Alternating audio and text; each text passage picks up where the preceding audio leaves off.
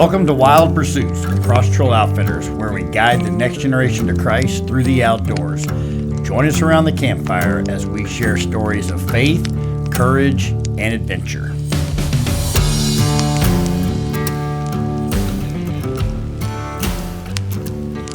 All right, guys. Hey, welcome everybody to Wild Pursuits with Cross Trail Outfitters. Yes, you got my dog in here saying hello to us. I am so excited for you guys to be a part of this today. And said he's not going to let them all leave, let them alone, because you're getting ready to meet three people that are extremely important to me and Jen, but also very special to Jen and I. And we go way back. Cross Trail Outfitters, Missouri has been around for almost 17 years now, which is just hard to even think about. But they're one of the original families, really, in the very, very beginning days of getting involved with CTO and getting plugged in. So you're in for a treat, what you're about to hear today from their CTO story. Because Chad has been intricately involved in CTO and in helping. He's got a huge heart to give back. And Stephanie, his wife, has been a huge help and used to be my assistant. And of course, Connor here has been involved in CTO since he was it 9 or 10 when you first came? 10? Since he's 10 years old. So you're going to hear some amazing stories of how God has used CTO to influence their life, but also stories of how they have influenced my life and have been a huge encouragement to me. They don't like to be talked about at all, so they'll get up and leave here if I start talking too much about them. But we love them like crazy and love their heart. They're some of the most, you guys really are, some of the most servant-oriented people that I know, and your hearts are always pure and always wanting to give back. Your motivations are not impure. Your motivations are about growing the kingdom and giving back and sharing Christ with others through your actions. And everybody sees that. That's not just me. By your attitude of just always willing to serve. Because I know I've gotten onto you a few times about, let us serve you. Let us pour that drink for you. Let us, go get the pizza. But that's hard for you guys, and I get that because that's your heart of how you guys want to serve. So you guys are in for a treat to hear their CTO story. So whoever wants to start, tell us what kind of your CTO story and what it means to you and how God did his work through CTO in your life and in your children's life, not just Connor's life, but whatever God lays on your heart. Stephanie's got the mic, so I guess she's going first. I guess I'm going first. Our CTO story started when we went to a beast feast out at Peace Chapel. And I guess that was probably the end of 2010, maybe? I think so. Yeah. Very beginning days. Yeah. Sure. And we had 3 boys, Taylor, Braden, and Connor. And we saw this little table that had information about this hunting, fishing camp. And we were like, well, we might want to look into that. So we decided to pick up a brochure and, here we are today. But yeah, it was pretty cool. I think you even won a gun at that. I did. Yeah. Did you really? Yeah, I won a shotgun that night. Okay. The Peace Chapel days, they were very, very integral. That was through Doug Spracklin, Buck Keltner. Oh, yeah. Some of those guys in the very beginning days, like, you got to come to this. It's one of the best beast feasts that they ever put on, and Buck and them did a great job with what they did. That's how I met Travis with Travis Trophy Hunts. Oh, That's how I met him when he was younger back in the day. And they just said, you got to put up a booth here. And I didn't have a clue what I was doing. I just popped up a booth. And it was just amazing. And if we had time, we could talk about the fruit from Peace Chapel, from that event and a couple other events, some of their archery stuff. And I actually had, so you guys just said this before we started shooting here, that I had forgotten that's how you guys found out about us. Yeah. It's just another fruit coming all the way from And honestly, in the beginning days, I didn't really like doing those things. Yeah. But then I grew to love to do them because I started meeting so many amazing people and realized the importance of it. Right. So anyway, that was my little tidbit on Peace Chapel and what God was doing through that. It's just another fruit of that, and I hadn't realized that. So Yeah. Well, we're a blended family, and so Connor is my son, and then I have bonus sons with Chad, Taylor, and Braden. But one of the things that was important to me was my dad was supposed to take Connor turkey hunting on May 8th of 2004. And on May 7th of 2004, my dad died. So some of my dad's friends wanted to help out, and they took us turkey hunting, and Connor we hardly even saw anything, and we never got anything, and all of that. And so that's normal sometimes. And I saw that brochure, and I was like, oh, this might help us to get him out there and get him to where he can learn to do this on his own. And so that was kind of how we got started. And then, of course, Taylor was really interested. Braden was semi-interested, and which is fine. He's got different interests. Yeah, different interests. But to me, it was just amazing to know that there were going to be men around who could help us get them started on just learning what they needed to learn, including, we knew about guns and we knew gun safety, but sometimes your kids don't want to listen to you. Yeah. Especially this one. Really? Oh wow. So to have Connor's perfect. to have others to do that. He's So normal. so did you have anything to add to the story? Not really. Now you do. If I remember right, that brochure kind of sat on the counter for quite a while, and we debated back and forth on some of it. And I think, if I remember correctly, when we read through it, you guys were doing sportsman nights, and they were out at Andy Dalton shooting range. Yep. And we decided that we would just go to one, and it was very impressive. Of course, the shooting range out there had a lot of stuff already, and you knew one of the guys that worked at Mike Brooks. Yeah. And I can't Awesome, remember if you man. had talked with him beforehand or No. not, but Awesome, we had gone man. out there for some other stuff. Anyway, we went out there for a sportsman night. The boys had a good time. They seemed to enjoy it, and obviously that's what kind of started that drive to want to be a part of it. And then we just made it a routine. We was like, well, we'll just make this part of it. Yeah. I think we did them once a month. Yep. Is that right? Yep. And we And you started guys just were- going pretty much every month. You were regular, because I Yeah. remember Pretty that's how I regularly. knew you. It was just like you were regulars coming to Sportsman's Night, not getting necessarily outings yet and all Yeah. that stuff, and just Yeah, because it was plugged in that way. probably a year. Because that Wild Game Dinner, if I remember right, was in the fall. Yeah. So I think we went to quite a few sportsman nights before we came back around to the summer. Of course, by that point, they were all jonesing to go on a camp Yeah. at that point. So Yeah, that's awesome. That's cool. Well, Connor, tell me. Obviously, that kind of takes us through how you got started, and then let's go to.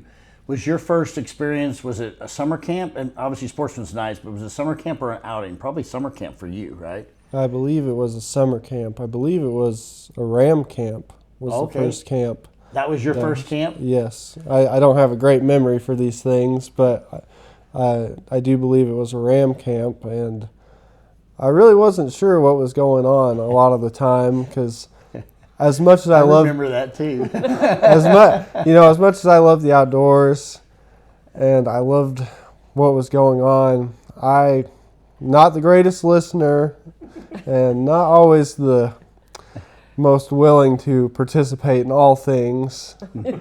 But I knew that I was surrounded by a bunch of boys who had the same passions as me. They wanted to share in the outdoors, and I was drawn to that because I hadn't had that before in anybody I was around. And so just getting to go to camp, I was like, wow, we can actually I can talk about frogs and I can talk about snakes, and we can go out and catch these things. And these boys actually want to. They don't care. That's just what they do. And I just loved that. Not this guy, not with snakes. Well, So, you know. found him a community. yeah. I did, yes. Wow, that's cool. So, was that your first type of summer camp you ever been to? Had you been to a church camp before that, or something of that nature? I think maybe I had been to church camp once, but I was not the camp type. I honestly, people and crowds and groups of people weren't really, very interesting to me.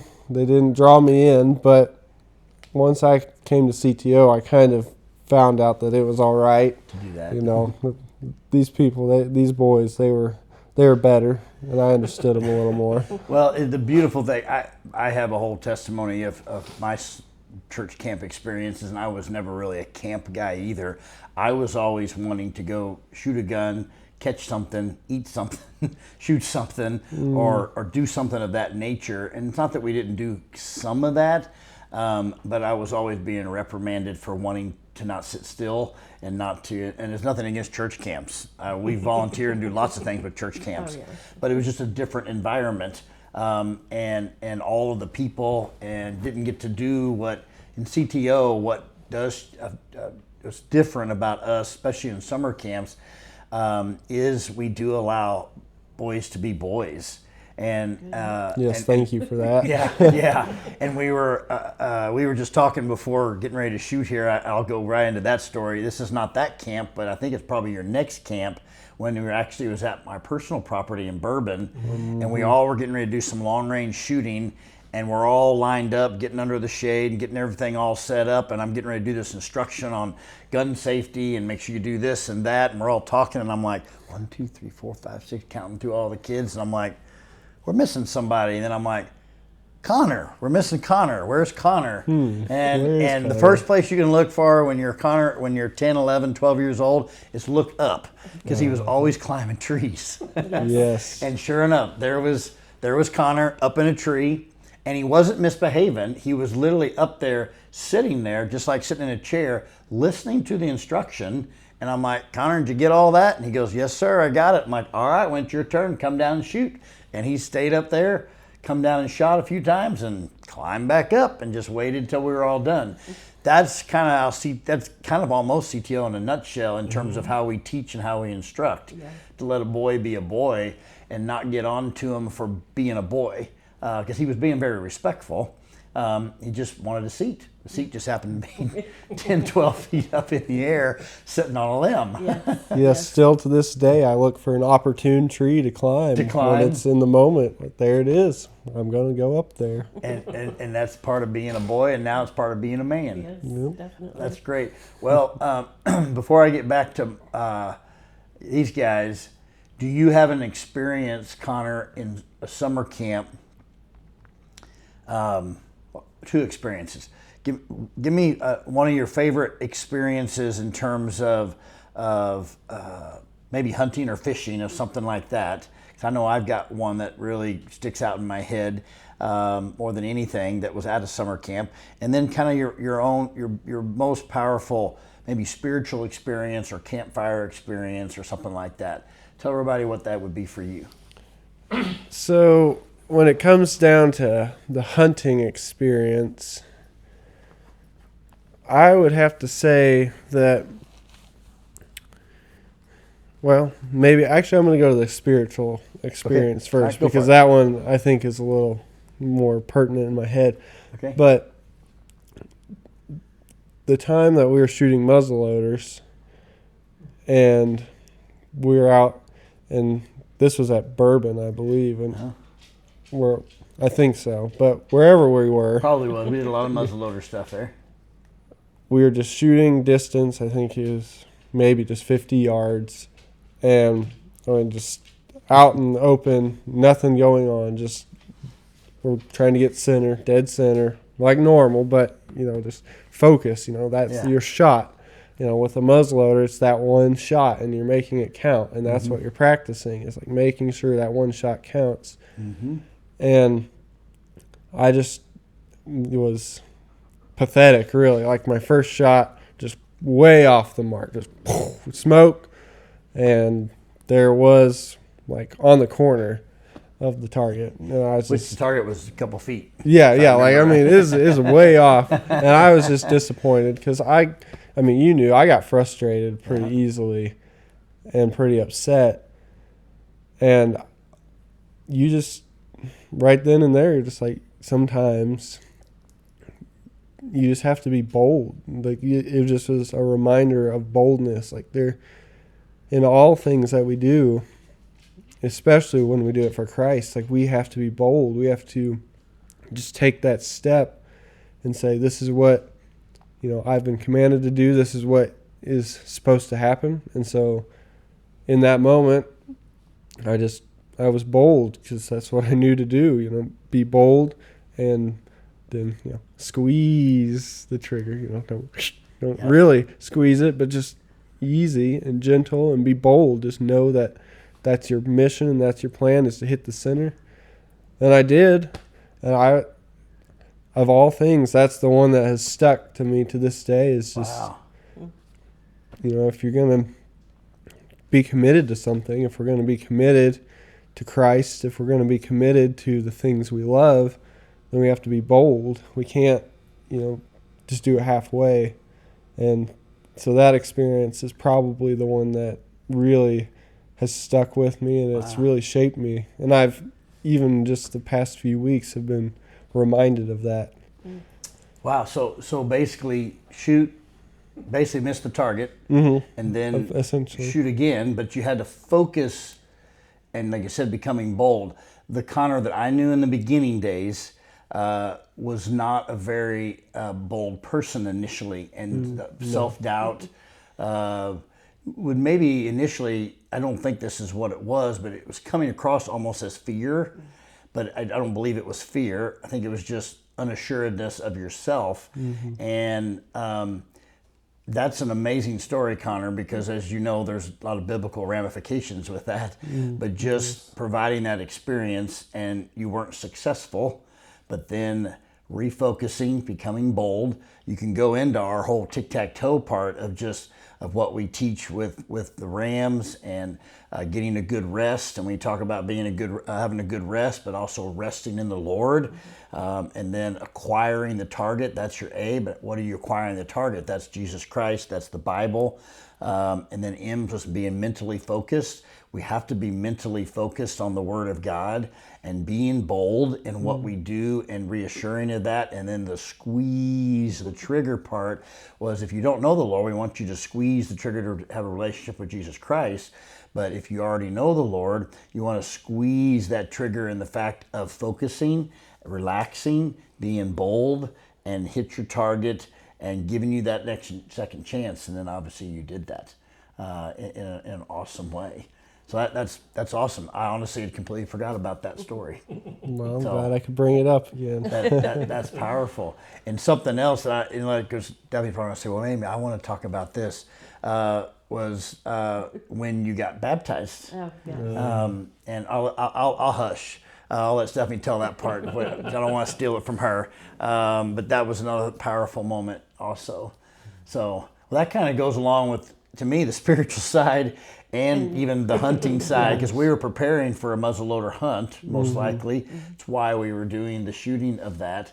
And shooting a muzzleloader is different too. It is. And if you do have some anxiety or something about shooting or that kind of stuff, that I can see where that would be very powerful for you. Yes, and I definitely did at that time have a lot of anxiety around, and which is weird to think about, because I really don't have anything resembling that now. Because you're so laid back. Yeah, but then it just, those things, you always want to measure up and do your best. Yeah. And I was very concerned with doing my best. But those are the times that you trust in the Lord, because He's doing the best work. So Yeah, absolutely. Praise God. That's awesome. Well, Stephanie, since I just kind of almost stole your thunder, maybe, I don't know, and you might have other ones too. What are some of those experiences you watch, not just in Connor's life, but your other sons, and or even just in your own life, that how God touched you through a spiritual way, or even through what you've seen through the hunting and fishing out of them, or even yourself for that matter? Well, I was thinking of the baptism, and that was really important to me, because raising Connor was a different way to raise it. Yeah, I guess a different challenge. Yeah, but also he's taught me so much. But anyway, raising him, he always wanted things a little bit different than everybody else. And so for a long, long time, I was like, I need to approach the subject of baptism with him, but I know he's not going to want to be baptized in a tank in the church. Like, I just knew it. And our church has a big, huge baptismal tank. And I was like, he's just not going to want to do it. And then I don't remember who, I probably heard it from you that you guys would do a baptism. And I was like, oh my word, that is where we need to go. And that was amazing to see him. It was in the James River up there. And After a summer camp in Marshfield there at UTEC's place. yeah, right? yeah. And we all got to be there, all the family, grandparents, even the great grandparents were there. I remember Yeah. that. Very vividly. Yeah, and so we all got to be there and just got to see him baptized, and that to me was the epitome of Connor's spiritual life, was just being able to have an idea more of how he wanted it to be, and to be able to do that. And then spiritually too, one of the other things I was thinking with him was I'm assuming it's probably CTO that was what did this, but he had a Bible that he carried with him so much that the thumbprint wore through his Bible. And it was the Bible we gave him for hunting. Before first camp that I went to. Yeah. Was it like a Just a sportsman's small Bible? Or it was just a smaller Bible, Okay. so he could put it in his backpack. Yeah. And over the years, his thumbprint wore through to where he could not even use it anymore. And to me, that just speaks volumes about That speaks a lot what of volumes. he was taught through you guys, and then even, in our own home. But Sure. I think just with you guys, he learned about reading the Bible, and he took it with him, and it went where he went. I think it went in your lunchbox. He had a show and tell lunchbox at school, and I think it went in his lunchbox. And so to me, those are just the amazing things that he learned through CTO. And of course, me as a mom getting to see that in him and all the kids, even working with you and going to camps and outings and stuff. It's perpetual. It's a perpetual spiritual life that these kids can learn from. And so it's pretty cool. That's awesome. I remember that baptism very vividly. It wasn't my first baptism I had done, but it was one of the first ones in CTO those first few years. And if I remember right, correct me if I'm wrong, because we've got pictures of this. The boys had to swim out and sit on a log. There was a log Yes. just laid perfectly by God Himself. Yes. And they're all sitting on that log, and then one at a time they would swim back across the little swimming hole, and we would baptize each boy. And there was about 6 or 8 of them Yeah. that got Yeah. baptized that camp. Yeah. It was a powerful camp that week. And one of the other boys there, actually what was really cool and why his mom was weeping, not just because of obviously him accepting Christ and getting baptized, but he was petrified of water and wouldn't swim. And we had been working with him all week, but he really was still not really wanting to do that. But by the last few days, he was starting to get in the water, doing some swimming and stuff with a life vest, everything on. But then he accepted Christ and then wanted to be baptized, obviously, because that's the first act of obedience, and we wanted them to do that. And his mom watching him swim 10 feet, maybe 15 feet out to sit on a log and sit in the water that he was petrified of, and then to watch him swim back across, be baptized, allow somebody to dunk them, and come back up, and her boy is excited, and he's not crying or upset. It's just this powerful young man, this meek, mild young man who was scared to death became this powerful young man in his strength and honor and in the Lord, and then swam back across to sit on a log again. And his mom was just over there like, Wow. like, what am I watching? And for me, that was even huge for me, understanding the impact of what because I was very young and a greenhorn myself in CTO, and seeing kids like Connor have these experiences and these other experiences like that, and to watch that, just realized the importance of CTO and what we do all across the nation and how it changes the lives of these kids. It does. Yeah, absolutely. Yeah. Wow, that's powerful. Got anything, Chad? I know Chad's like one of these guys. Add to that. Chad's like, well, I'm not following this stuff. No, not at all. Well, those are powerful stories because, I mean, we could go on and on. One of the experiences that I remember, Connor, that to this day, as a matter of fact, you were on our brochure for almost 10 plus years, and we just took it off, and I almost felt like I was being almost sacrilegious when I took your picture off of the new flyers, because I was like, that's cute little Connor when he was 10.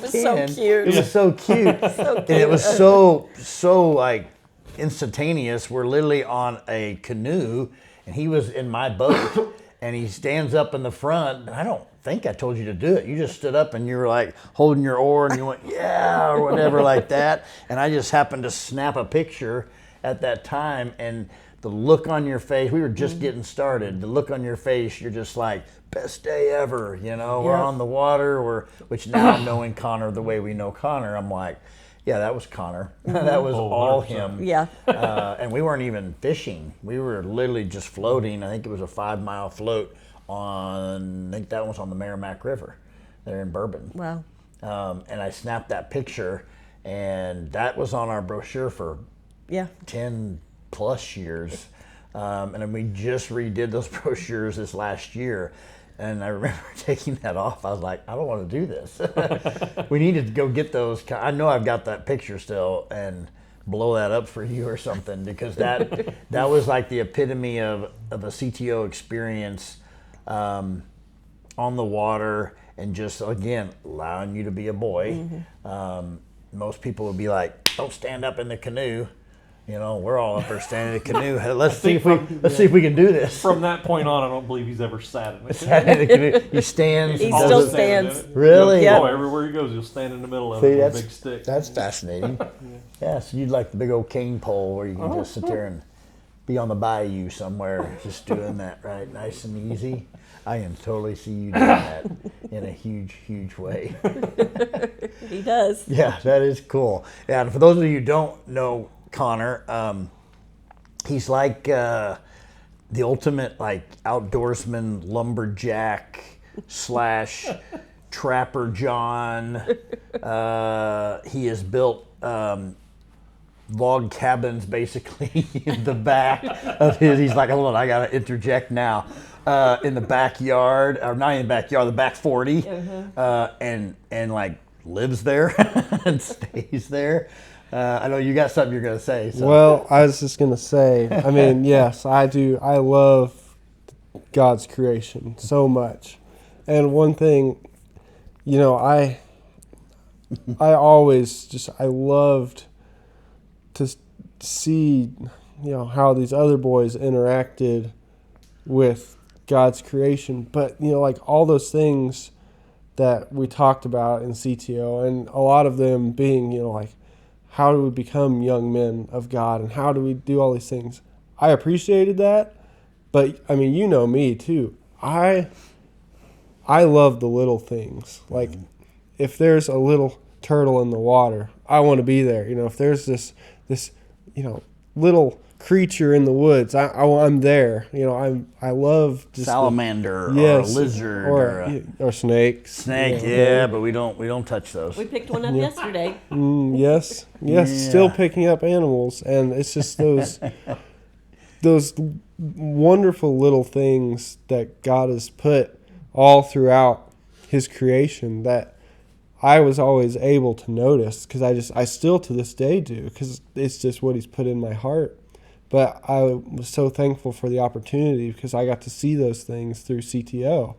And even though some of the boys, I don't think even understood that, you know, it's like, well, there goes Connor again. Like, you know, we're here for the hunt. We're here for the kill. And yeah, that I like the pursuit, and I love those things. But really, even back then, I remember, like, it's the enjoyment of being out in God's creation and being in his presence. And like, still to this day, that's just what I want. It's a simple thing, and you don't have to ask for much. You just go, and you're out there. And just be. You are, yes, you are there, and he's there too. And you're like, well, what else do I need? I don't need any more than that. Wow. That's so important, what you just said, Connor. I think in many ways, me be kind of authentic, I kind of have lost that. I can remember so many days in the field for so many years, even before CTO, and of course during CTO, even mainly privately for myself, of when I was out hunting or fishing or whatever it is. And I used to just be fulfilled by just being there. Yes, I loved the pursuit and I loved harvesting something, but just being there. And somebody asked me, actually I think it was Jennifer, my wife Jennifer asked me once, I used to go to Colorado every single year. I didn't hardly ever miss, and this has been many years ago, prior to CTO. And she asked me, and I think others were asking me, what's the pull? Why do you want to go every single year? And on the outside, it looks like, well, it's because of the pursuit, the hunt, kill an elk or a bear or whatever it may be that I'm pursuing. But I couldn't give her a really good answer. And so I asked God on one of my a trip, I'd been doing this for years, to reveal why am I here? What was the purpose? And we had been there for a few days, and we had some troubles, some few scary moments. If you go to the mountains and you're actually doing it the rough way and camping out and staying under tarps and doing all that stuff, and we had horses at that time, and we were coming out, and it was late at night, like midnight or 1 a.m, coming back out to our base camp, and we had some pretty rough experiences. Hadn't been real positive on the hunting side of things. We were exhausted, but we came across this opening coming out of this dark timber. And when you got horses, you can't use flashlights, so horses will just lead you out. And we came out, and there was this wide open park. For those who think park, what park? Meaning that's what they call an open field in the mountains, is a park. And we came out in this open park, and there was a full moon. It became lighted up, and you could just see the presence of God. And it had been a rough day, and I came around and I just stopped the horse. We all stopped, and we were all just dead silent. We were looking in awe of what we were looking at.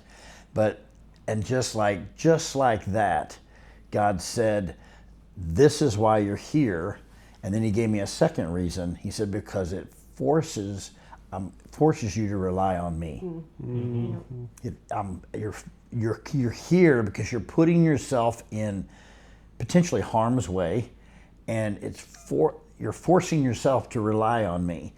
But I shouldn't have to be forced to rely on God, right? So he was revealing that to me, and for that creation to just be. And it's not about the kill. It's not about the hunt. It's just about being in the presence of God. And that's where Jesus went. He didn't usually go to the temple. Very few times did he actually go to. He went to a quiet place in the wilderness to pursue and to be with his Father. And that's why, so I learned so much from that moment. Then from years on, when I would hunt, I could sit there, people say, how do you hunt from daylight to dark? How do you sit in a deer stand for 10 hours? How are you doing that? And it was just being in the presence. And that was before cell phones. That was before all those types of things that we have nowadays to distract us. So we didn't know any different. And we just pursued him. And for years, that's how it was with me. And again, you saying that, you just encouraged me. I got to get back to that and go hunting without my phone. Because you use an excuse, I got my Bible app. I got my notifications on, pray for this person. Even getting away from that and just be with the Father and take a deep breath and listen to the Father, because that's where I have a hard time with many times. So thanks, Connor. That's huge. That's a huge thing to encourage me. But I hope that people listening, that's going to be encouraging too, to just know to be in the presence of the Father wherever you are, but specifically in the wilderness. So that's great. Chad, do you have, there was a question that popped in my head earlier that I was like, oh, I got a question for Chad. And now it's like totally slipping my mind. But do you, what do you feel like CTO as a whole, what it's done for your family in general? What it's done for you? You guys talked about being a blended family. And we were laughing before. I always got confused at who was the mom, who was the dad, because you got along with everybody. Yes. Your whole blended family, and I was always confused. I'm like, y'all act like you like each other. So and we do. That's not, and that's not normal. Yes, we do. And I remember just being, in first I kind of thought that's weird, right? It's what came to my mind. But then when you start thinking about it, you start going, wow, that's pretty amazing. These people are different. And then the more I got to know you guys and to know in your hearts and the way they are and how you serve, how has that affected your family as a leader of your home too, Chad? And also, who was influential in your life? And each one of you can answer this to kind of get you in the outdoors or to get you to experience that, not just CTO. Is there a person or... Well, that one I'll have to think about for just a minute as far as influential. I mean, I did small game hunting and stuff like that with my dad as a boy growing up. We spent some time in the woods, things like that. We didn't really live anywhere that... We lived on the edge of Springfield, but we didn't live out in the country. We didn't have a lot of land that we could hunt on. We would go to some friends or something like that to do that, but we had never done any large game stuff. And I really didn't spend a ton of time outdoors. I enjoyed it, but I never had a lot of opportunities to do that personally. When I kind of part of the blended family, when I went through my divorce and I had to reinvent myself. And part of that, I remember my dad telling me that one point he just looked at me and he said, look in the mirror. And he said, if you don't like the man that you are, God's giving you an opportunity to reset that. Wow. So if you don't like what you're looking at, that's powerful. It's time to make that change. And I was like, all right, I don't like what I'm looking at. So I did. And I had a friend of mine that loved to hunt. And so from that point on, it was like, we went to deer camps and I started to be outdoors a little bit more. And I enjoyed it. I mean, I always thought that I would. Grew up around firearms a lot, but we just target shot a lot. So I never really did a lot of hunting. So mine was later in life when I got to experience the outdoors part of that. Wow. CTO for me, watching the boys, Taylor and Connor mainly. Braden did a little bit with that. But back even with the blended family, we were trying to figure each other out. You know, I mean, I was catapulted into being a single dad for almost 3 years, I think, before we got married. And then I inherited, I got a bonus son. I never wanted to call him a stepson. I got a bonus son. So I wasn't a part of Connor's life till he was 9. Yeah. Almost Almost 10 years old. So that is just And him and right I, for not being blood, our personalities were a lot alike, which sometimes was this as much as it was, love. But I never wanted to displace his dad because his dad was very much part of his life. So it was a weird place to be in. Yeah. But it was a natural because both of us liked a lot of the same stuff, even down to what we like to eat. Because you go in the refrigerator to get something like, oh yeah, that sounds like it'd be good. No, it was gone because he'd already devoured it. And he was just like, you snooze, you lose. But that's my philosophy right there, Connor, on that. The structure that CTO brought for those two boys, it made carrying their Bible everywhere, praying all the time. It made it so much a part of their life that it was natural. I was around Connor a lot. But even Taylor, my oldest son, when he graduated high school, he went into the military. Everywhere he went, he took a Bible with him. When he got out of the military and he went into the firehouse, I have several chief officers that are friends of mine and said, we know when Taylor's on shift, when you go in, his Bible's laying there. And it's about wore out. Same thing that Connor talks about. But that become a habit because that was what they were taught when they went to summer camps and they went to sportsman nights. That was part of their routine. It become natural. Above what they got at church. Sunday school class and stuff like that. And that was very, very important to me. There's many times that I've walked out in the woods and I found that young man passed out underneath this tree, and his Bible's laying open in his lap. He'd go out there to read, go out there and take a nap. But I mean, that's who he was. Taylor didn't go quite to that extreme, but he enjoyed the outdoors. He enjoyed that structure. He enjoyed the opportunity to meet God in His creation, to use Connor's words. Yeah. Wow. Sorry, You get a call. Uh-oh, watch hold goes that. off. Yeah, that's. I don't know if I answered all your questions. You did. You answered it perfectly. You did a great job. And both of you guys being firefighters, which thank you for your service with all that. That's amazing. That's also part of your service attitude in life in general. You do it in your professions. You do it in all that. And you're both so talented in that, but also just in your giving. This man can do just about anything. Fix anything, do all these things he can.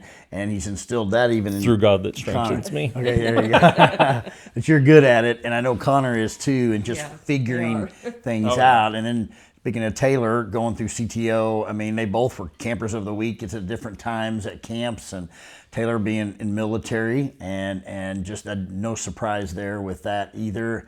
And I can remember, I have a lot of experiences with Taylor too. We could talk about, but harvesting his first turkey with us in Ozark County. We still have the fan. Still have the fan from it. Still one of his favorite stories. I remember that whole story and doing that with Trenton Davis from Kansas City area that Michael knows very, very well, and having those experiences with that. And I remember one time when Taylor was the camper of the week at the end of a camp, and he got to pick from a couple prizes, and there were some pretty cool prizes, and he was really struggling because he had trouble making decisions. He did not want to make a decision. He did not want to save make his life. decisions on that, and one of them was a CTO knife, and I think that's what he ended up choosing. I'd like to. He's somebody we got to bring on the podcast too sometime.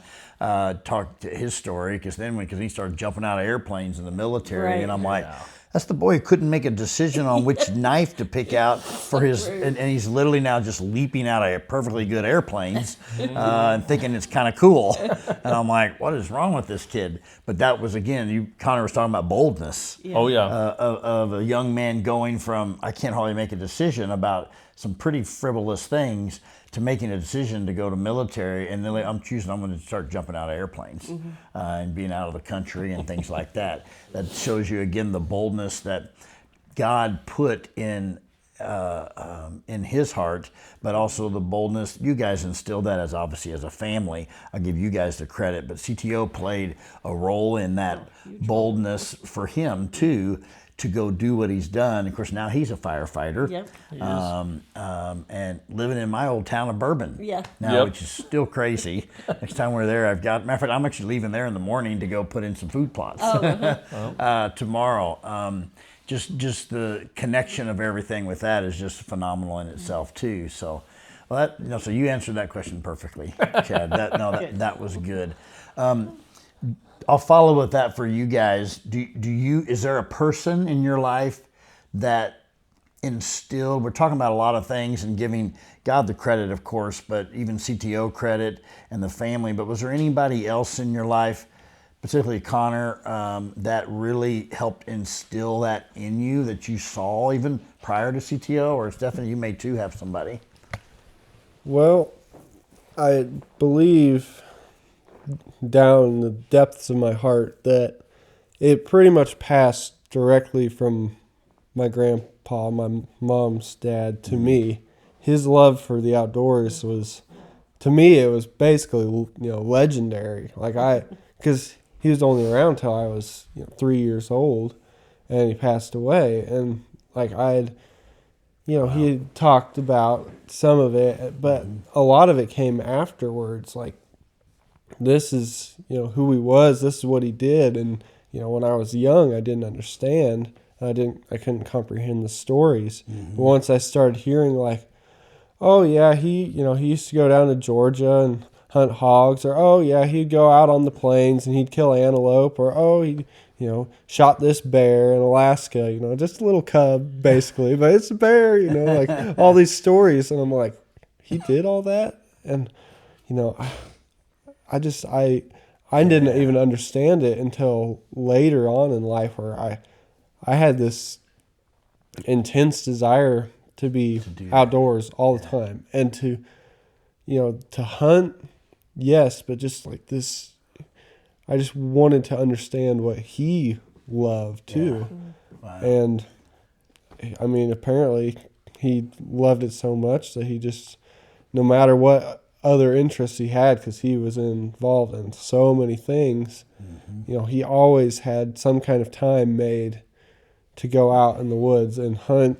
and I guess that just came right down to me, and I never had to really have any interaction on the level of, you know, Connor, this is, you know, I'm going to teach you one of these days, or I'm going to be there. It's just out on that, but it was instilled in you. It just came, and then once the opportunity came for CTO, it just like, there it was. It came out of where I'd been hiding all those years. And wow, I kind of was figuring you might say your grandpa. Yes. I know a lot of those stories, and I've heard a lot of those stories. And my grandpa was one of my heroes too, and so I got to do a lot of that stuff with him, and he did instill that with me, and I just, in many ways, idolized him, which is probably not a good thing. You don't idolize a person per se, but just looked up to him so much and wanted to be, and he was always the best turkey hunter, always the best deer hunter, and always killed the biggest deer, and always did this and always did that.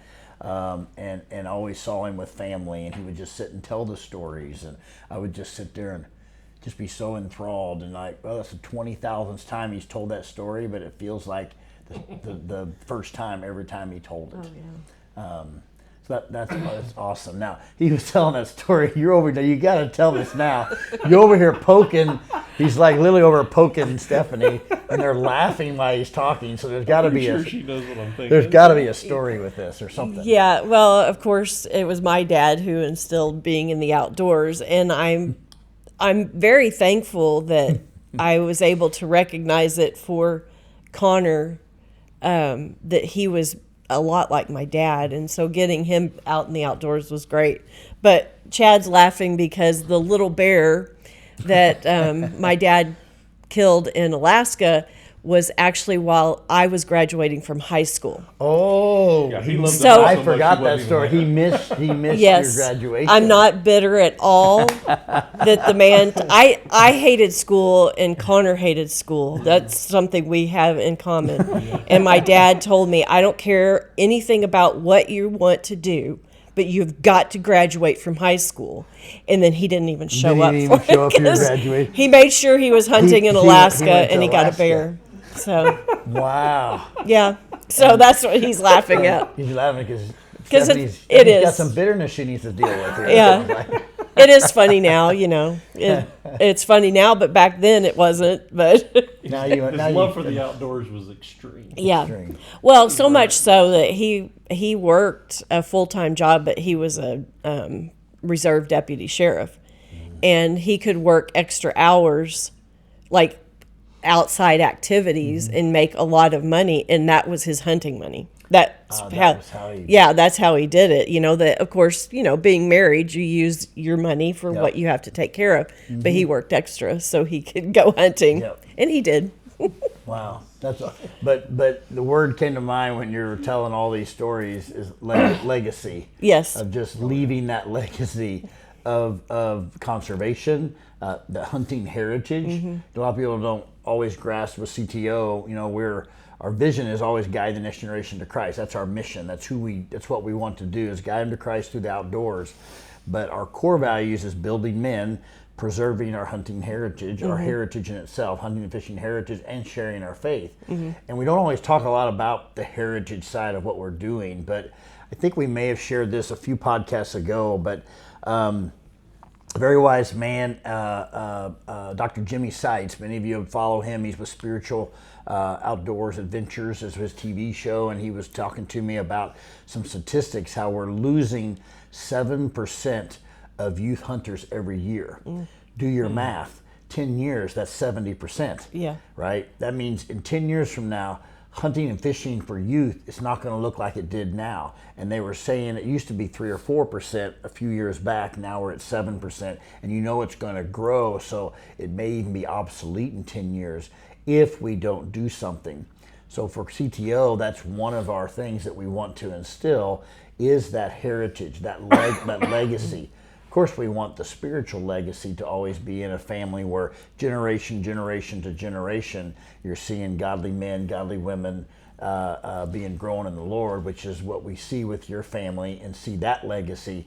Also, the heritage legacy we want to see for generations to come to be in the outdoors. So if we've done our part on that side, getting kids opportunities that maybe wouldn't have had that opportunity otherwise, then they're going to go take their kid hunting and fishing someday, and then that kid will take their kid hunting and fishing because it will become part of their heritage and part of their legacy.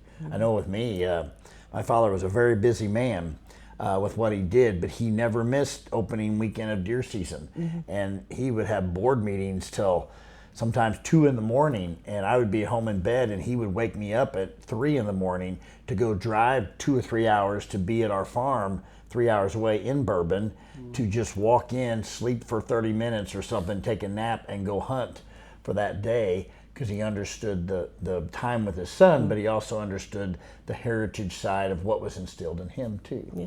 So that's a cool reminder of that too. So that's awesome. Well, guys, this has been fun. I mean, literally, I know we could do like a 10-part. I'm thinking of all kinds of other stories that we're talking about. But this has been great just to hear how CTO has influenced your life, but also how the Lord has used that, but just in your own personal journeys of how, where you are even now, and how God has brought you. And that's been my probably most ultimate, funnest thing in CTO, is seeing your Connors of the world that at 10 years old. How old are you now, Connor? 24. So that was 14 years ago, where we have these young men that were kids who are growing men now, and to see their walk in the Lord and how CTO did play part of a role of influencing them in a deeper relationship with Christ. So I hope the people listening, I know this is going to be encouraging for them to sit there and listen to these funny stories, but also these inspirational stories. So I want to tell people out there that are listening, if you're not in the outdoors, you don't have to be hunting and fishing all the time. Just get in the outdoors, and as Connor was just saying, just be there, be in his presence, and go grab a kid and take him or her too, to be in the outdoors, but not just to be in the outdoors, but to be in his presence, because that's where he's at. He's everywhere, no matter where we are, but specifically in the great outdoors. So go do that if you're not doing that. And guys, thanks for being here. And can I say one more thing? Yes, ma'am, you can. Because I want to talk to the parents, because I was sitting here listening to Connor talk, and you talk about how important it is to let them be boys. And I just want to tell you, parents, let them go and be the boys that they need to be. And even the girls, let them go and find out who they are, because if you hold them back, or you don't want them to stand up in a canoe or don't want them to be up in a tree, you are missing out on them finding out who they really are. Because that has been one of the truest blessings and joys I have had as a mom, is to find out who this boy really is. And if he hadn't have been able to do that, and he was stifled, I don't know that he would be the man he is today. So thank you. That's awesome. No, that's great. That's a great way to end it. That's a good message to those moms and dads out there, that sometimes we are a little protective of our children, and if you're a little scared, I hope that encourages you. Get your son or daughter to a CTO camp. We're all over the country. We're getting ready to have our biggest summer camp nationwide year. I think we're at 34 weeks worth of sessions in 9 states this summer. Awesome. So we're very, very excited about that. Last year was our biggest year, and it was like 27, I think, weeks worth, and this year we kind of exploded on some things. We're headed to Alaska in a couple of weeks to do a camp there, and then Jack's going a few weeks later to do another camp in Alaska after doing 11 sessions of camp here in Missouri. So there's a lot of amazing things happening across CTO land. And if you need to know more information about CTO, you can call us at 866-KID-HUNT, or you can look us up on the website. Just Google Cross Trail Outfitters. It'll take you right to it. That's really the easiest way. But I want to thank everybody for joining us around our campfire here at Wild Pursuits with Cross Trail Outfitters. Until next time, we'll see you around the campfire. Thank you for listening to Wild Pursuits with Cross Trail Outfitters. CTO is a hunting and fishing club with the mission of guiding the next generation to Christ through the outdoors. If you'd like to support us or are interested in getting involved, visit us on our website at teamcto.org. Links are in the description. Make sure to like and share our podcast. And join us next time around the campfire with Wild Pursuits.